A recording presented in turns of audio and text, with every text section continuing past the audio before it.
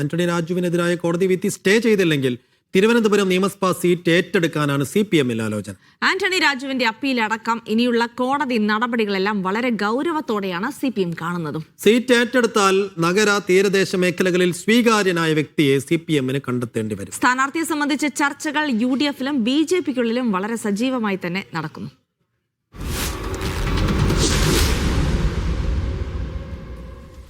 Safe Zainulabdeen വിവരങ്ങൾ നൽകും. സേഫിനുള്ള കോടതി നടപടികൾ ആന്റണി രാജുവിനെ സംബന്ധിച്ച് നിർണായകമാണ്. പക്ഷെ അതിനപ്പുറത്തേക്ക് പകരക്കാരനെ കണ്ടെത്താനുള്ള നീക്കങ്ങൾ CPM-നകത്തും സജീവമാണ്. അപ്പോൾ നിയമസഭാ തെരഞ്ഞെടുപ്പിന് മുന്നോടിയായി വളരെ നിർണായകമായ നീക്കങ്ങളിലേക്ക് CPM-നടക്കം കടക്കേണ്ടി വരും. ഇനി എന്തൊക്കെ സാധ്യതകൾ മുന്നിൽ നിൽക്കുന്നു സേഫ്?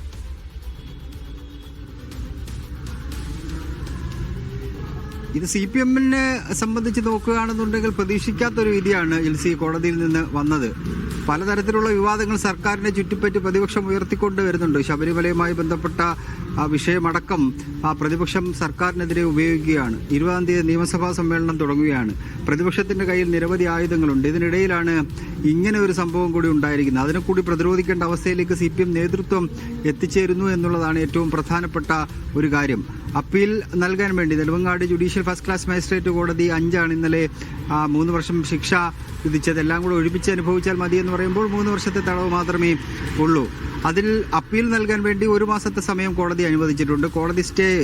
കോടതി തന്നെ അത് സ്റ്റേ ചെയ്യുകയും ചെയ്തിട്ടുണ്ട്. സ്റ്റേ ചെയ്ത മാത്രം പോരാ, അതിന്റെ ഓർഡർ വെർഡിക്റ്റ് സ്റ്റേ ചെയ്യുക കൂടി വേണം. എങ്കിൽ മാത്രമേ അദ്ദേഹത്തിന് നിയമസഭാ സാമാജികൻ എന്ന നിലയിൽ നിൽക്കാൻ കഴിയുകയുള്ളൂ. ഇപ്പോൾ അദ്ദേഹം നിയമസഭാ സാമാജികനല്ല. MLA എന്ന നിലയിലുള്ള പദവികളൊന്നും തന്നെ ഇനി അദ്ദേഹത്തിന് വഹിക്കാൻ കഴിയില്ല. ഇനിയിപ്പോൾ ചെയ്യാനുള്ളത് കോടതിയിൽ നിന്ന് അതിന്റെ വിധി പകർപ്പ് നിയമസഭാ സെക്രട്ടറിയുടെ കയ്യിലേക്ക് എത്തുകയാണെങ്കിൽ നിയമസഭാ സെക്രട്ടറിയേറ്റ് ഒരു വിജ്ഞാപനം ഇറക്കുന്നതോടുകൂടി ഔദ്യോഗികമായി മാറും. ആന്റണി രാജുവിന്റെ തൊട്ടു പിന്നാലെ എഴുതിയിട്ടുള്ള MLA എന്ന ബോർഡ് അദ്ദേഹത്തിന് ഇനി എഴുതി ചേർക്കാൻ കഴിയില്ല. ഇനി നിയമസഭയിൽ നിന്ന് നമ്മൾ രാഷ്ട്രീയത്തിലേക്ക് വരികയാണെന്നുണ്ടെങ്കിൽ നിയമസഭാ തെരഞ്ഞെടുപ്പാണ് ഏറ്റവും പ്രധാനപ്പെട്ടത്. 3 മാസമാണ് ഇനി നിയമസഭാ തെരഞ്ഞെടുപ്പിന് ബാക്കിയുള്ളത്.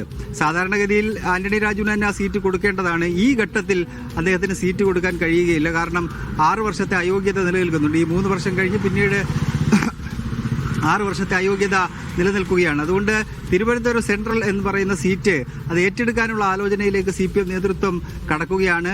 അങ്ങനെയെങ്കിൽ ആരെ മത്സരിപ്പിക്കും എന്നുള്ള ചോദ്യം നിലനിൽക്കുന്നുണ്ട്. നഗരപ്രദേശങ്ങളിലും തീരദേശ മേഖലകളിലും പടർന്നു കിടക്കുന്നതാണ് തിരുവനന്തപുരം സെൻട്രൽ എന്ന് പറയുന്ന മണ്ഡലം. പ്രസ്റ്റീജിയസ് മണ്ഡലമാണ് ഇത്. കഴിഞ്ഞ തവണയാണ് ആന്റണി രാജു ആ സീറ്റ് VS ശിവകുമാറിൽ നിന്ന് പിടിച്ചെടുത്തത്. അതുകൊണ്ട് നഗരത്തിലും ഈ മത്സ്യത്തൊഴിലാളി മേഖലയിലും സ്വാധീനമുള്ള ഒരാളെ കണ്ടെത്തുക എന്ന വലിയ വെല്ലുവിളിയാണ് CPM നേതൃത്വത്തിന് മുന്നിലുള്ളത്. നിരവധി പേരുകൾ പാർട്ടിയുടെ പരിഗണനയിൽ ഉണ്ട്.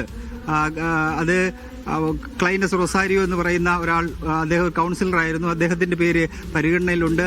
റസൽ ഈ ടൗൺ കേന്ദ്രീകരിച്ച് പ്രവർത്തിക്കുന്ന ആളാണ്, അദ്ദേഹത്തിന്റെ പേര് പരിഗണനയിലുണ്ട്. ലെനിന്റെ പേര് പരിഗണനയിലുണ്ട്. പിന്നീടുള്ളത് MB ജയകുമാർ, അദ്ദേഹം തിരുവനന്തപുരം നഗരം കേന്ദ്രീകരിച്ച് പ്രവർത്തിക്കുന്ന ആളാണ്.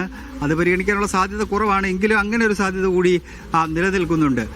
അധികം വൈകാതെ തന്നെ അതിന്റെ നടപടിക്രമങ്ങളിലേക്ക് കടക്കേണ്ടിയിരിക്കുന്നു. കാരണം കോൺഗ്രസ് ഒരു 50 പേരുടെ പട്ടിക, സ്ഥാനാർത്ഥി പട്ടിക ഉടൻ പ്രഖ്യാപിക്കുമെന്ന് അറിയിച്ചിട്ടുണ്ട്. അപ്പോൾ ഒരു അനിശ്ചിതത്വം ഇടതുമുന്നണിയിൽ ഉണ്ടാവാതിരിക്കാൻ വേണ്ടി അതിനതൊരു അന്തിമ തീരുമാനത്തിലേക്ക് വേഗത്തിൽ എത്തിച്ചേരേണ്ട അവസ്ഥയിലാണ് ഇപ്പോൾ CPM നേതൃത്വം ഉള്ളത്.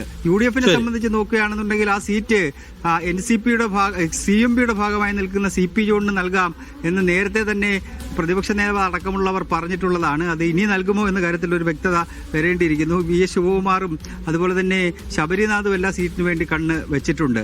അങ്ങനെ ത്രികോണ പോരാട്ടം നടക്കുന്ന ഈ സ്ഥലത്തേക്ക് BJP ശ്രീലേഖ IPS-നെയോ അല്ലെങ്കിൽ നടൻ കൃഷ്ണകുമാറിനെ കൊണ്ടുവരാനാണ് സാധ്യത. സൈഫുദ്ദീൻ.